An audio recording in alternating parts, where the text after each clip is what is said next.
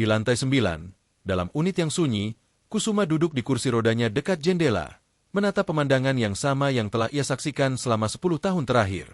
Tangannya yang keriput memegang erat sebuah ponsel lawas, layarnya gelap dan bisu. Setiap malam, ritual yang sama terukir dalam kesendiriannya. Saat cahaya pertama bintang muncul, ia akan memejamkan mata, melipat tangan, dan berbisik pelan ke alam semesta. Doa malamku sederhana, Tuhan, aku tidak meminta banyak.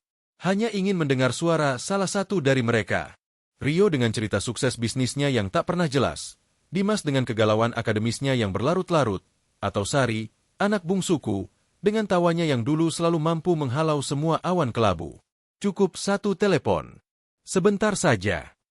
Namun, telepon di tangannya tetap diam, dingin, seolah-olah baterainya telah mati untuk selamanya.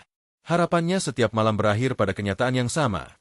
Tak ada dering, tak ada notifikasi, hanya kesunyian yang semakin menjadi-jadi. Hidup Kusuma bagai terbagi dalam dua babak yang kontras. Babak pertama penuh warna, diisi tawariang 3 anaknya yang masih kecil, pelukan hangat mendiang istrinya, dan rasa bangga akan usaha konveksi kecil-kecilannya yang mampu menyekolahkan mereka hingga ke perguruan tinggi. Ia bekerja banting tulang, meminjam dari sana-sini, termasuk dari bank dan beberapa rentenir, demi memastikan anak-anaknya mendapatkan pendidikan terbaik. Yang penting kalian sukses, nak. Bapak rela apa saja, adalah kalimat yang sering ia ucapkan, sebuah janji yang ditepati dengan mengorbankan masa tuanya sendiri. Babak kedua adalah kesendirian. Setelah anak-anaknya merantau, masing-masing sibuk dengan dunianya, mereka seperti melupakan jalan pulang. Telepon yang dulu sering berdering kini jarang berbunyi. Kunjungan mereka hanya sesekali, biasanya saat lebaran, itu pun singkat dan terburu-buru. Kusuma memahami kesibukan mereka, tetapi di lubuk hatinya, ada luka kecil yang terus menganga, diolesi oleh rasionalisasi. Mereka sibuk, mereka punya keluarga sendiri. Usahanya yang dulu perlahan surut, terimbas krisis dan persaingan. Hutang-hutangnya pun menumpuk.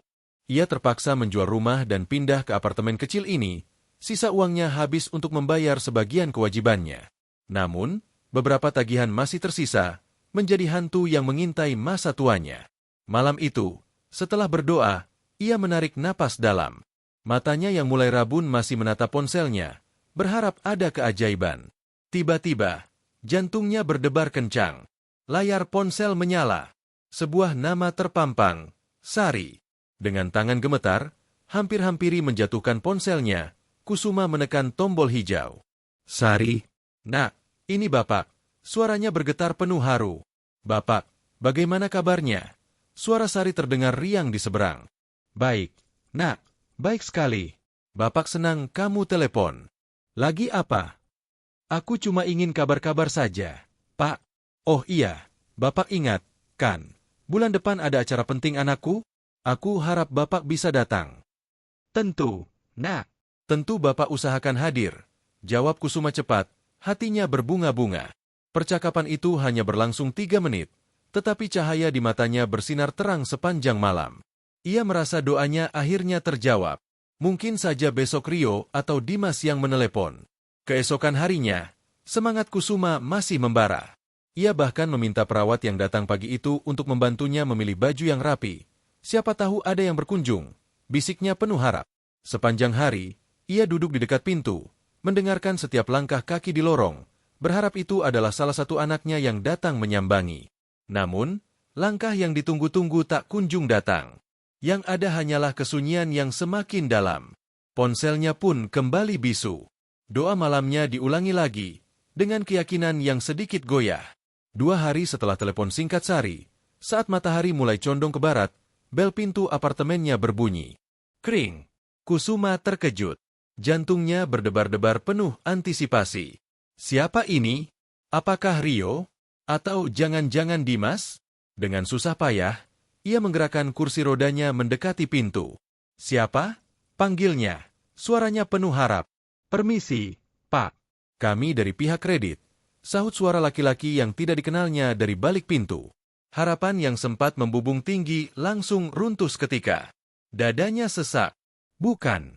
Bukan anaknya. Ini adalah suara yang justru ingin ia hindari.